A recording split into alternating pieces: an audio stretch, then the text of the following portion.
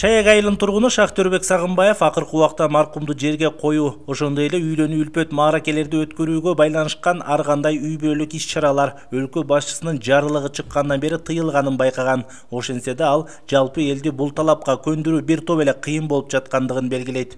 Кудайга шүгүр, акырындык менен баягы эл ыкка көнүп келатат. Баягыдай өтө мал союулар болгон жок, кичинеден ченем менен союлуп баштады. Азыр бүт жерлердеги жанагы имамдар кыдырып, элдерге жакшынакай түшүндүрүү иштерин жүргүзүп атышат. Кудайга шүгүр. Анан бирок баягы ошондо деле бирок көпчүлүктү ыкка көндүрүш кыйын экен да. Өлкөдө шаан-шөкөттүү салтанатты бир нече адамдын катышуусунда өткөрүү кеңири жайылган көрүнүш болуп келет. Мындай ашыкча чыгымдар үй бүлөлүк бюджетке бир топ эле зыян келтирип жатат. Мындан улам ысырапкорчулукту ооздуктоого карата катуу чара киргизилиши керек деп эсептейт ал. Мына илгери кыз ала качмай деген маселе бар эле да. Анан буга мына жакшынакай эле мыйзам чыгарып койду эле.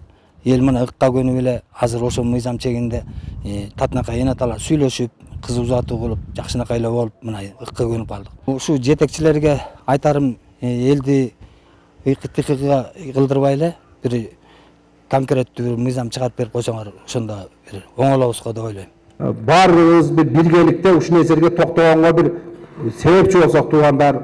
Кыргызстан мусулмандарынын дин иштери боюнча башкармалыгынан жана алымдар кеңешинен келген өкүлдөр жерлерде өлкө башчысынын 2022 жылдын 24 февралындагы үй бүлөлүк салтанаттарды жана маркумду эскерүү, үрп адаттарын тартипке келтирүү боюнча чаралар жөнүндөгү 54 жарлыгынын аткарылышы боюнча түшүндүрүү иштерин жүргүзүп жатышат. Кыдырып, ара жерлерде, мечиттерде, жолсо элдин арасында айтылган сөздүн пайдасы болду. Мурун караганда ысырапкерчилик бир кыйла төмөндөп, элибиз ушул дин боюнча молдокелерибиздин айтканы боюнча жашаганга өтүп атат. Муну сөзсүз түрдө пайдасы болуп атат. Былтыркы жылы муфтият менен ошо алымдар кеңеши айрыкча муфтият 7 областты тең кыдырган. Быйылкы жылы дагы мына Кудай буйрса ошо Нарындан баштадык. Кийинки сапарыбызды иншалла Ысык көл областына барайлы деп атабыз. Анан ошентип бүт областтарды кыдырабыз. Азыркы кезде муфтият аябай жакшы иштеп атат.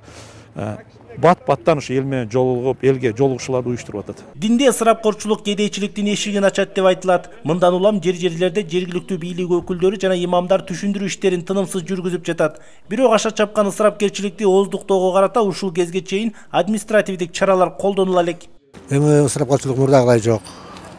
Улам элдерге түшүнүп, мурункуга караганда жакшылап калды. Баягыдай 5-6 модо соймой жок.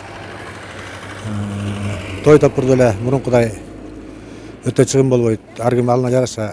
Эми ар ким өзүнүн шартына жараша болуп калышты да. Баягы мурункудай эмес. Мурун болсо баягы колуңда болсо да болбосо дагы союш керек деген эме бар эле го азыр. Ошо шартка байланыштуу. Мурда мисалы 3төн деп сойчулар азыр бирди союп эле ошондой болуп калды окшойт. Эми муну до конца баягы тыйыш үчүн эмне кылыш керек өкмөт?